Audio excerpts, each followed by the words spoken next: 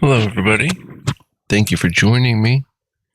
This is GGF bringing you episode 40, the big 40 of Let's Play Obsidian Entertainment's latest, greatest open world RPG.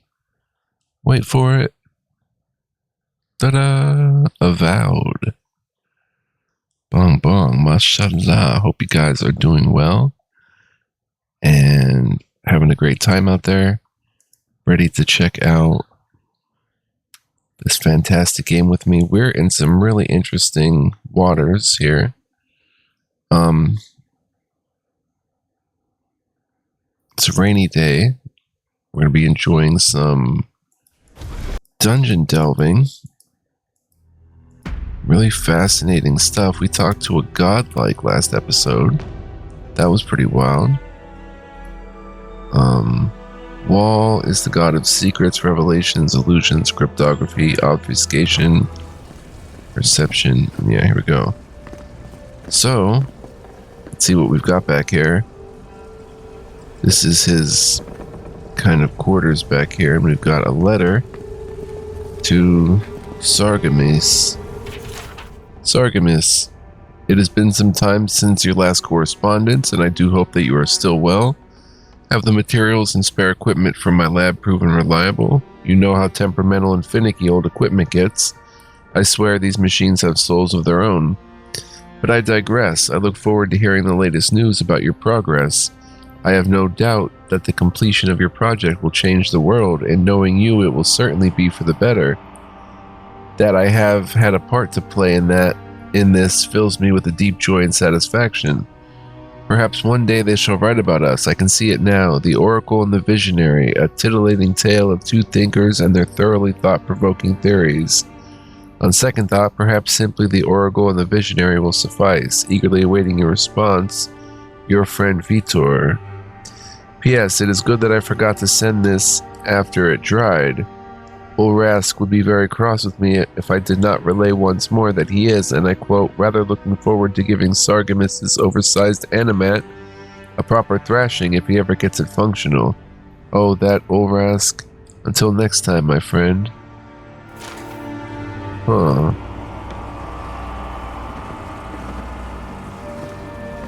And he's got machines everywhere.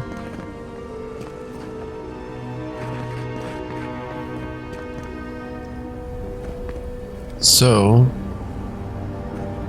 we're just taking a look here. There's a switch. I don't want to press it.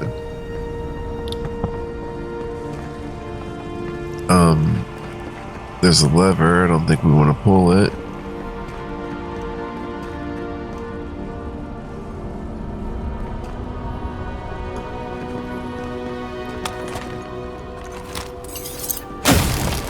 I've got this unique dagger.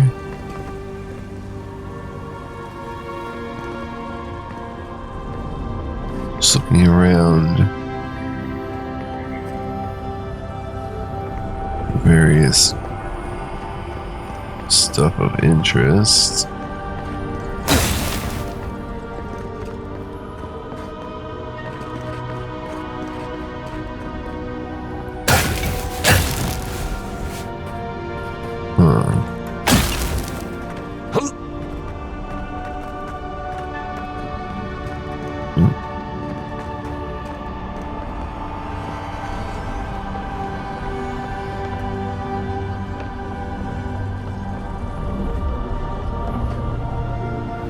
Oh man.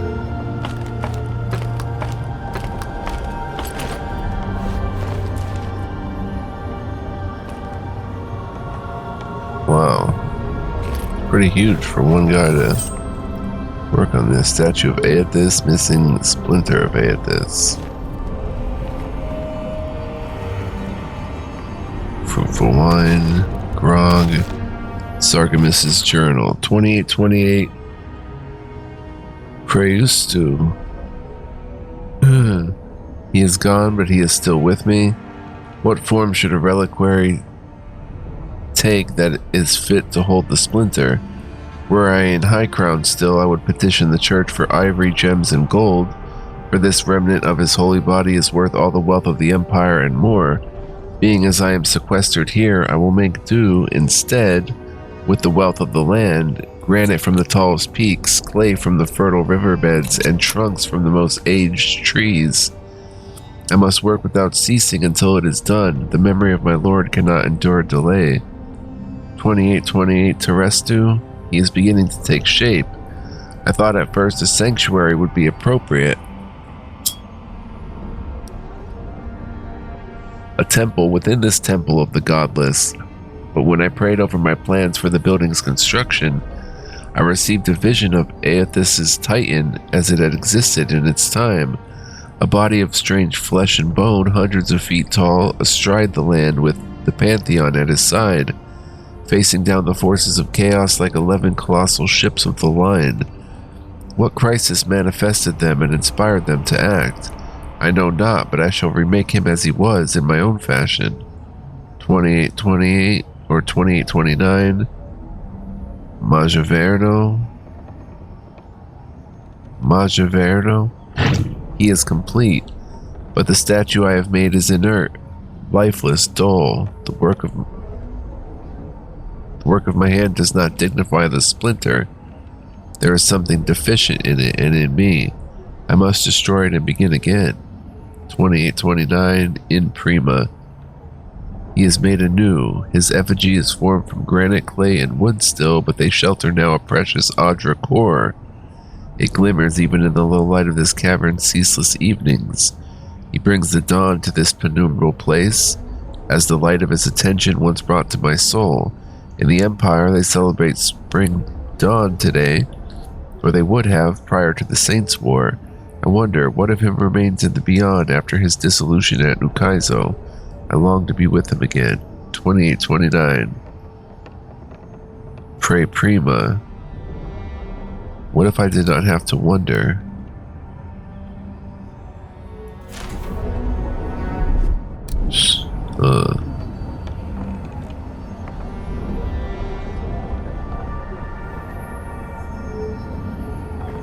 I wonder if we're allowed to climb on him.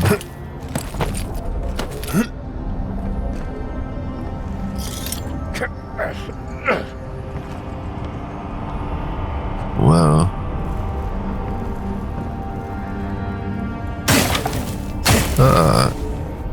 Electric lily seed.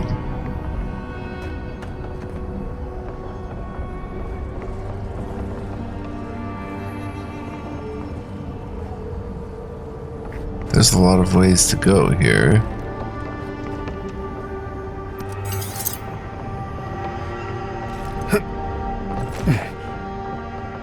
And I'm not sure which way we should start.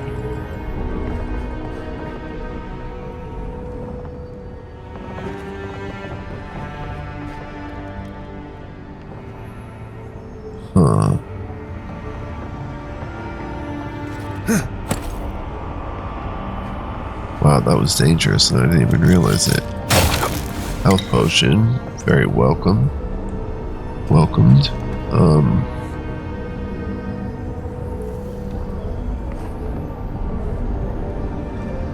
Let's see. Hop, skip, and jump over here.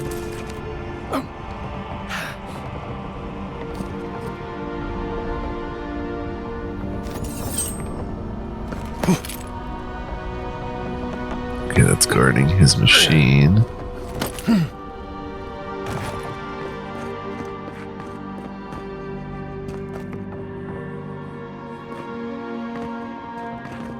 Wow.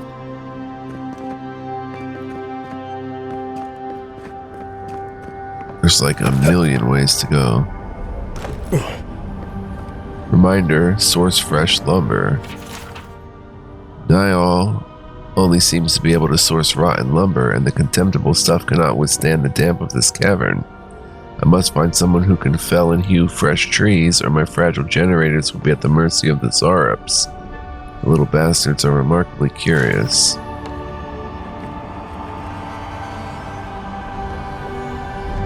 I don't want to blast that open. Yeah, there's a lot of ways to go. We'll just pick one, I guess, and...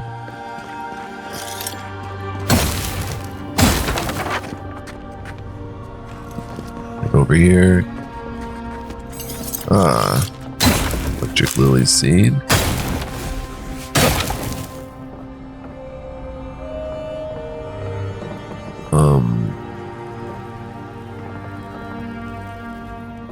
Can we run and whoops, can we run and jump and make that?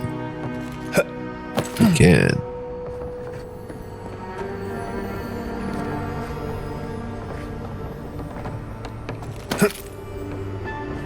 Now we're going up. We've got essence potion. Wow, that is really cool.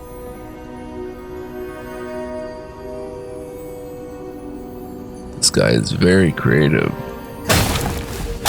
It's Godless guy. Godless chest. 2 pelts, softwood branch, and a primal wind. Ah, and a history of the living lands 2. Lacuna. What are we to make of the absence of the Engwithans, or the Engwithans, from the living lands?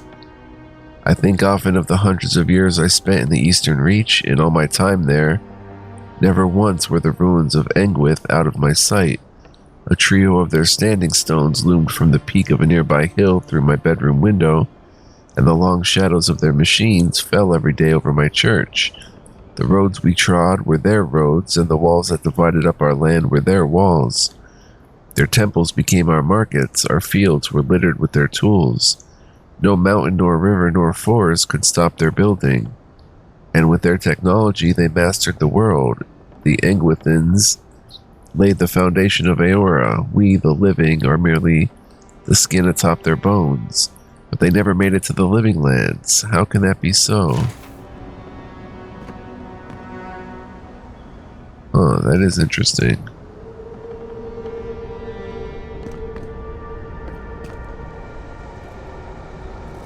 I guess we're as high up as it's going to go.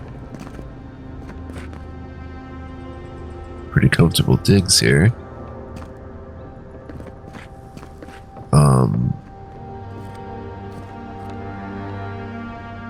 We are done up here.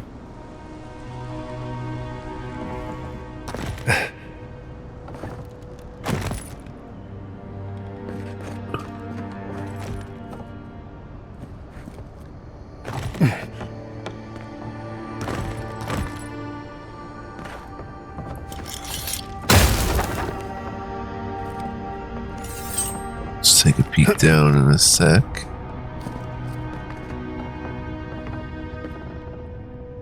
Oh, I guess we're going.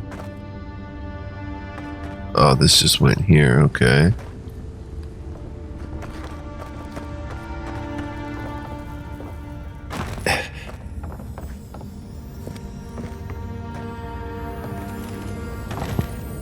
A lockbox. 26 copper skates, a pale iron chunk, and a spirit residue. Oh. That's protecting his panel, I think.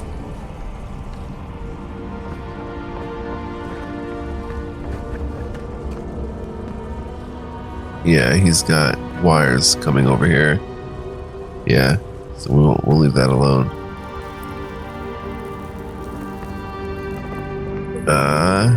Don't do me like that. Don't do me like that. You have to press up first, and then press shift to get a running start. Alright, let's keep it moving, guys. Making good progress here.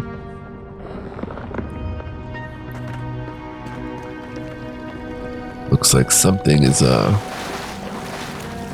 door is barred.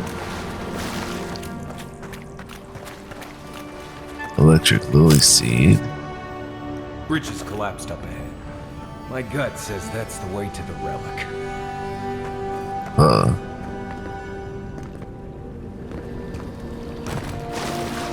Roots clogging up this tunnel. Almost like they're reaching for something. I see light. I think we can swim through it.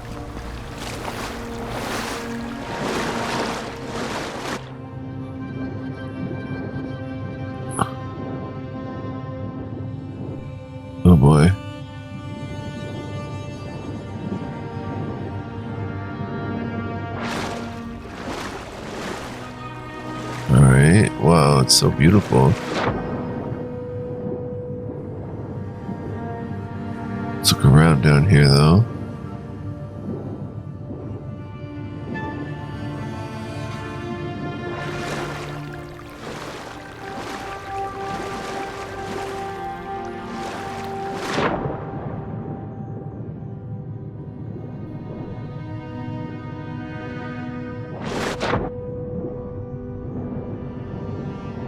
Ah. Clay tablet. This clay tablet is inscribed with a flowing vertical script in a language you've never seen before. Yo Hasizi Yezua Lu Yadez Regeda Migali Head Sayapai Engwitan. We recognize Engwitan. Gagid Yol Gapaf Pubi.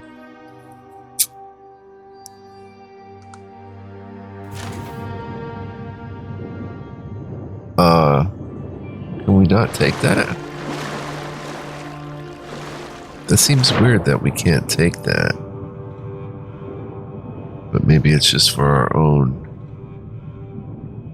kind of knowing.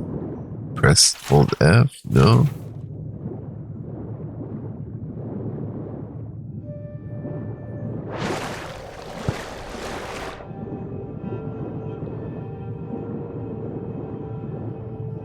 Beautiful flora down here. Or is it fauna? Flora and fauna. You guys are like, coming up here?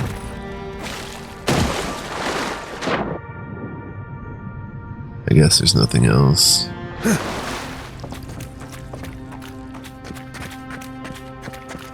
Soggy wet though.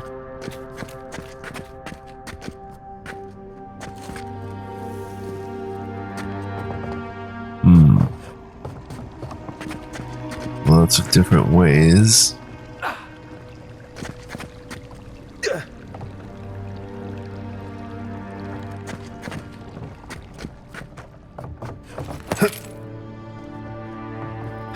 Am I throwing a grenade? Yeah.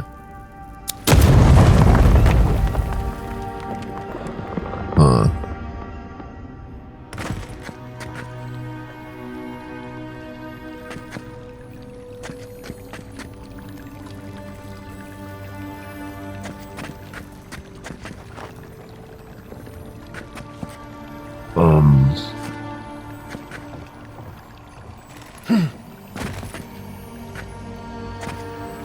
What do we hit that with? Fire? Or electric?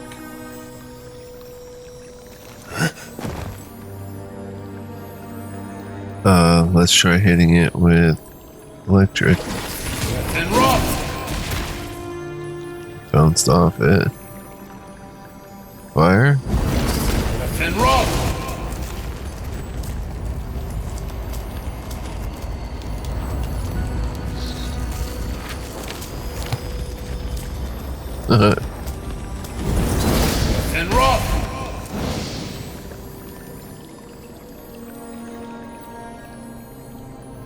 Oh, electric on this panel. Oh, no, not that. Okay. Oh, wow, the water's electrified now.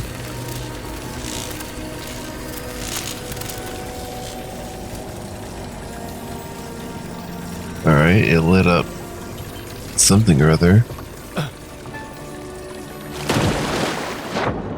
We've got 11 silver finnings, common axe, primal flame.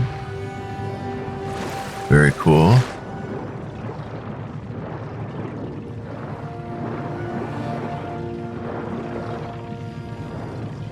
I imagine that's all that's in here.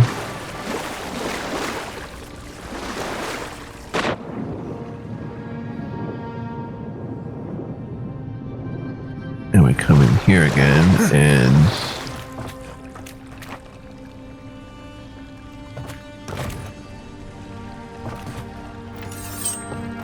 underwater.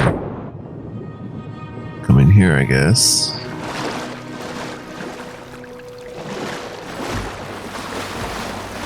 Look at this room. This is where the relic is. Spiders. And roll!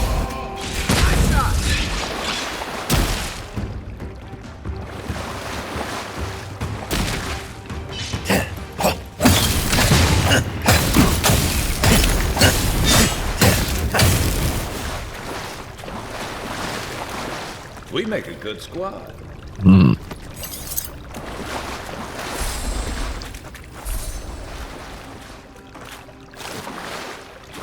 All types of books everywhere.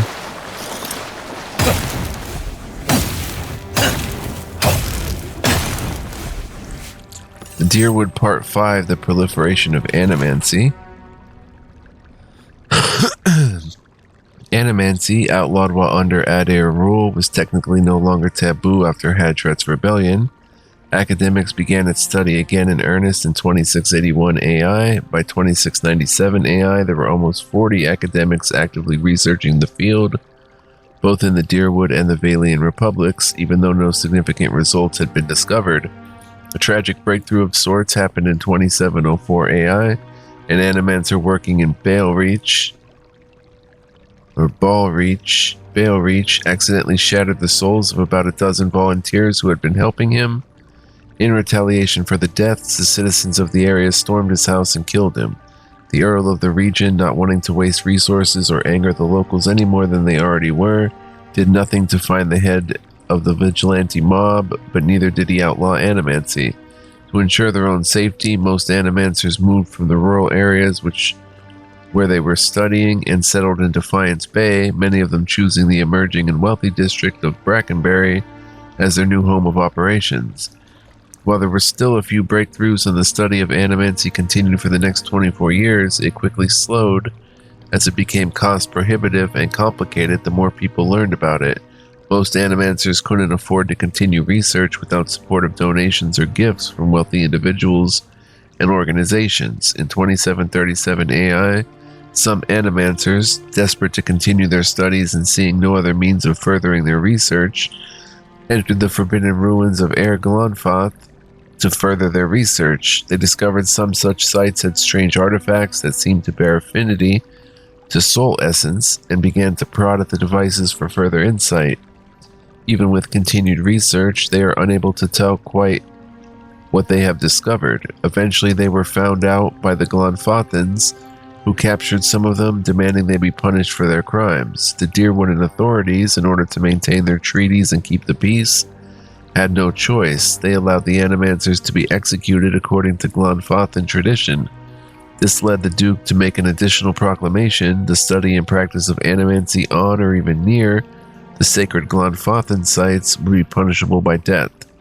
In 2780 AI, in order to solidify relations again with the Glanfothans, the Deerwooden government allowed some animancers to begin training and experiments in conjunction with the Glanfothan mind hunters, their native ciphers.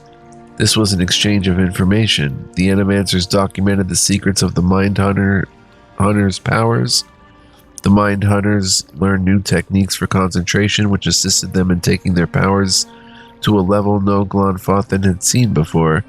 The ciphers, no longer wary of the animancers' intentions, trusted them to such a level that they convinced the Glanfothans to give some animancers limited access to some of the training sites where the Glanfothans practiced. The Onamfoths of the Glanfothan tribes opened the training grounds to the animancers. They were not allowed inside, as this was still strictly forbidden, but the general allowances by the Glanfothans were seen as a breakthrough in relations between the Deerwood and Air Glanfoth. Over the next 8 years, the animancers' research would continue unimpeded. With the exception of some minor squabbles, there has been no major strife between the two groups for almost 120 years since. Wow. We got here Eothasian prayer. And the sun shall break through the darkness, the new dawn arriving with the rebirth of the day. Rejoice, all ye who dwelleth in the shadow, who are broken and beaten. The winter soon comes to an end. Spring shall rise, bringing light and life to the world. Radiant light, radiant life, and thy soul shall find warmth in his arms. All creatures bask in his glory. The rays of his countenance bathe the world, bringing an end to the night, ushering in the day. Kneel before him and wonder at his benevolence. Feel the warmth of his radiant presence. If thou art broken, he shall make thee whole. If thou art in darkness, he shall bring thee to the light. If thou art sinful, thou shalt be reborn. If thou art cold, his warmth shall bolster thee. How canst I, so lowly and worn, speak words of proper adulation? Thine eyes, whose gaze sees the sin in me, yet still shows love. Thine hands, whose grip pulls me out of darkness. Thine ears, listening to my every prayer. Thine heart, bright as the dawn, giving me warmth when I am raw. Aethys, light of spring, sun of the world, thou givest me life and purpose. If thine heart be black, if thine intention be impure, thy life is forfeit. For he hath seen, he can see, he will see. Nothing is hidden from his glory. His light touches every corner of the world. Nothing is hidden from his sight. If thou dost thy work in the dark, if thou wouldst keep thine actions hidden, thou shalt be burned in the sun of the new dawn. Day comes soon, prepare for the dawn. Nothing is hidden from his reach. Beautiful. Alright, let's see what else we've got here. Anything?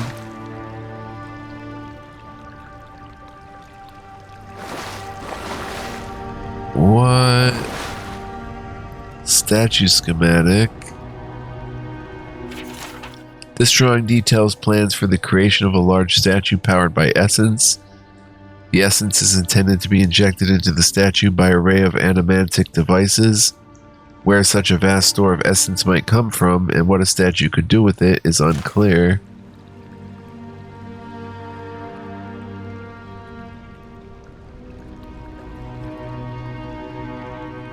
The life and discoveries of Pangram, or Pondgram. Mention the name Pangram or Pondgram to anyone with even a passing knowledge of animancy, and you could find yourself in for a very long discussion. Publicly reviled but privately lauded as a hero and genius, Pangram's history is at turns revolutionary, horrific, and mysterious. Pangram was fascinated, some might say obsessed, with the concept of animancy. It consumed his life as he dedicated everything to understand it. He would frequently travel to Eric Glonfoth and the Deerwood to visit the Angwithan ruins. There he would take notes and make sketches, bringing anything back with him that he could to help him unlock the mysteries. After years of study, Pangram had reached the point where he could no longer conduct research on his own, and he took on an assistant, Helig of Thane. Soon, Helig was making trips to Eric Glonfoth in Pangram's stead, gathering knowledge while Pangram stayed behind to experiment. This partnership quickly bore fruit, and Pangram made a breakthrough, one that would irrevocably change his life and the general attitude about animancy forever. While the specifics of his experimentation will never truly be known, the rumors and stories that still circulate tell that he had sent out inquiries asking for live subjects for help with a dangerous experiment that might change their life or might end it. Those who were already dying were especially encouraged to apply. Response was overwhelming, and Pangram had his pick of numerous willing bodies. That is when he had his breakthrough. He discovered a way to fix a soul, anchoring it to its body so it couldn't leave at death. He had discovered eternal life. His research and life's work had resulted in the greatest single discovery that animancy could hope for. His findings were published and quickly spread throughout Valia and beyond. While some groups, the Wodekin Church for example, decried his work as nothing more than blasphemy and heresy, many put it to practice. Everyone wanted the chance at immortality. But everything comes with a cost. It quickly became apparent that simply restraining the soul while keeping the person technically alive was doing nothing for the body, which continued to decay, devolving and warping the soul now trapped inside it. The creatures it created were dangerous, carnivorous beasts that killed brutally and indiscriminately. The backlash was ruthless. The practice of Pangram's discoveries was outlawed. His works were collected and burned. He and Helig were branded heretics and hunted. chased from town to town until Pongrom simply vanished. Helig was tracked down, captured, and brought to trial for the atrocities committed against Valia and its people. The trial was barely more than a formality to bring charges against him, as everyone knew what hand he had played in the disaster. He was sent to prison for years, but eventually released once public outrage died down. Not long after his parole, he disappeared as well. Occasionally, talk surfaces that a copy of Pongram's theorems has been found, untouched by the purging flames that destroyed its brothers. These rumors seldom end up being more than that. Many groups and wealthy individuals have formed, sending out a call to anyone who will listen. Find us a copy of the theorems. They offer gold, jewels, status, anything they can, to entice adventurers to help them achieve their goals. For there are those who would give anything a chance at immortality, even become a monster. Interesting. Sorry I sound so stuffy, guys, but you know how it goes.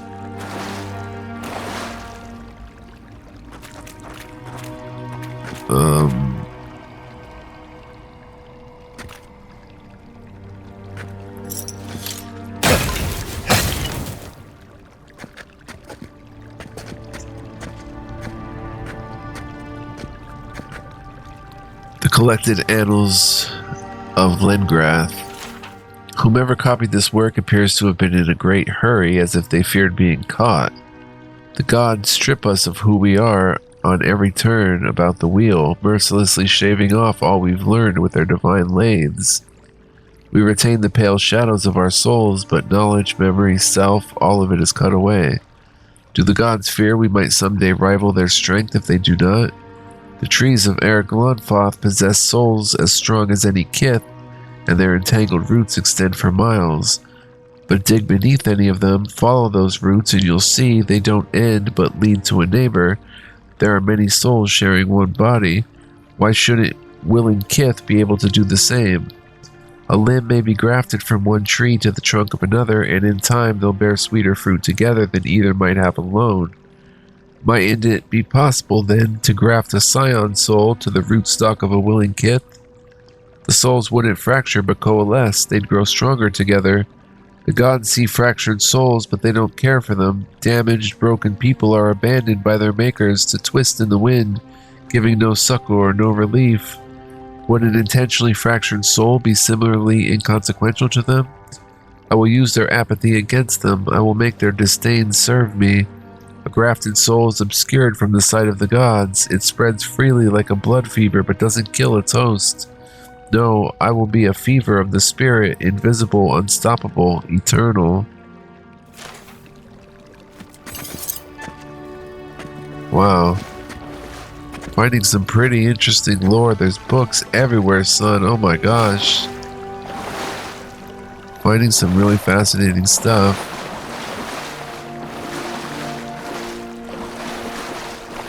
Oh, what do we got there? Electric lily seed.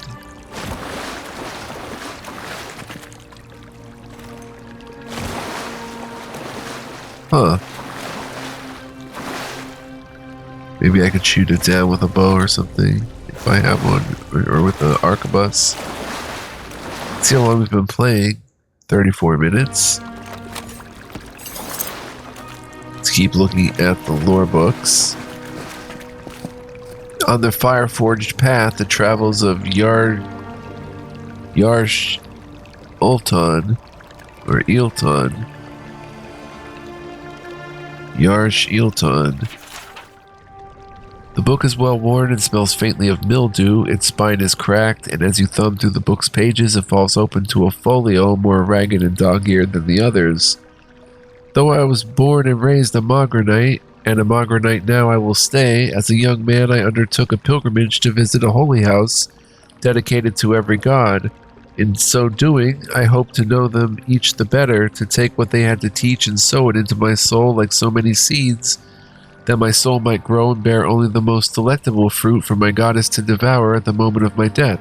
So it is with no small amount of amusement that I pen this account of my visit once to a church of Wall, the many-eyed, many-tongued god of dreams and secrets, revelations and mysteries, and revealed to you all I learned there. Huh. The challenge came from first in finding adherents to Wall's doctrine, for they are not often ones to announce their presence, preferring instead to build their flock from the solitary seekers who delve through ancient ruins and ruined archives in search of the strange, the bizarre, the forgotten. But persistence is my goddess's first teaching, and find them I did. The Wall Lights Nekatakan congregation was small then, as it likely remains now, and on the morning I stumbled upon them, they were lounging like so many cats in the sun on the steps above Queen's Berth, sharing between them a bottle of arak and pipes packed with white leaf and ripple sponge. I knew them for wall lights, not for any badge or robe or trinket they wore, not for their race or age, but for the ardor of their debate on the most benign of topics. I begged that they take me to their church and permit me to worship with them, and they laughed as one, their many voices like the howling of wild dogs. They acquiesced when I told them of my quest, and then invited me to sit and share their drink. I did, and as the arak burned a trail of fire down my throat, they showed me the dimensions of their hall of worship. The stairs were their pews, they said, the blue sky their ceiling, and their walls the edges of the world. All of creation sits within its bounds. As morning neared midday, they stood as one and began to climb the mountain. "Where do you go now?" I asked. "To worship," they replied. A great wave of relief washed over me, for at last I would have my lesson from them. We climbed the many steps of Nekataka and arrived at last in the sacred stair. "Where is your temple?" I asked, and in response they whooped like children, rushing past me in a squall of smoke and laughter. I followed as best I could, though I wet my good slippers in a stream and could hardly keep my feet on the moss-slick stones, and we surged soggy-footed and hollering into the temple of God. Or Gown. To worship, they cried. We shoved past dawn stars bent in praise of their macabre god, laughing all the while, and came to stand before a leafless tree whose boughs were hung in lanterns too numerous to count. I had nary a moment to catch my breath before the wall lights were clambering up the great tree's branches. A young man pulled me up with one hand and handed me a pipe with the other. The priest of Gown screeched and wailed, and all the while we squawked like birds, our smiles wide and eyes alight with arak and lantern fire. The Mataru soon came after to chase us away, but not before we'd done our share of singing to the many-eyed, many-tongued god of dreams. Would that I could have stayed with him a while longer, but alas, I could not deny my soul its journey, nor the whispers of my goddess in my ear. I took again to the road in search of churches, and I must admit, ever after, I longed always after for that tree.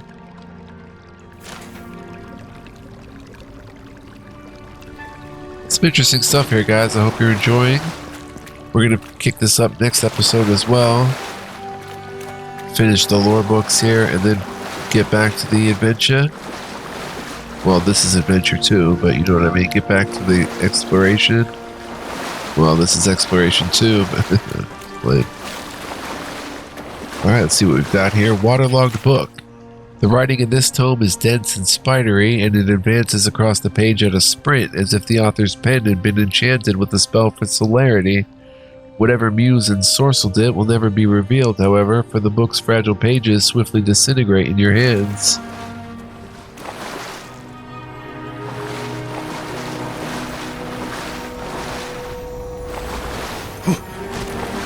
History of the Living Lands 3, Glossolalia. In the ruins of Ukaizo, the great city of the ancient Huana in the Deadfire, I once found a curious inscription. The inscription was written in 3 languages and arranged in a circle around a small pool of water. 2 of the languages were unknown to me. The first of these scripts was largely runic, rounded and orderly, and looked like it was meant to be painted rather than chiseled into stone.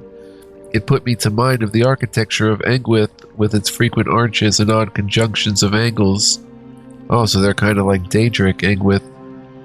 The other language branched off one long stem. This one was curious. At first, I thought I was meant to read it left to right, but the characters' shapes didn't have a flow that felt intentional. It wasn't until I tilted my head that I understood I was attempting to read it on its side, that I was instead meant to read it from top to bottom and likely right to left. Fascinating. I have seen nothing like it in all Aora. The third of the scripts I recognized. It was near ancient Huana, a language I'd studied idly in my youth. I had been obsessed with its more logographic predecessor, far ancient Huana, for many years. What a pleasure, at last, to see something I knew. After a few hours of meditation, I recall enough of the alphabet to take a stab at a transcription. Kawingaro o Waturi Te Katawa Neki Pi Nui o Ukaizo Nikingi o Kingi Kane no Anoa an Gati Kua Ite Ene Hino Ke Aki Katenga. Wingaro o Waturi, king of Ukaizo, the king of kings. It has the cadence of a dedication. Could this last inscription be the key to deciphering the other two unknown languages? Well, that's pretty cool too. But we're going to save here before we get into more, guys. So, I do hope you guys enjoyed. If you did, please like, comment, subscribe. I'd greatly appreciate it. And thanks for watching. Also, if you really want to help the channel in a big way, you can become a member here on YouTube or on patreon.com/fluent. Just a heads up, as always, at the end of my videos, just to let you guys know, anyone new, this is a possibility. So, feel free to check that out, and I'll check you guys out next time. I'm going to save right here. We'll check out these lore books next time, shouldn't take too long, and then we'll go burn down that web and continue exploring, see how close we are to the relic. Fascinating stuff. So until next time, guys, be well, live well, stay well. Much love, peace, and joy. Don't go anywhere. Much more fun to be had with Avowed. Ciao for now.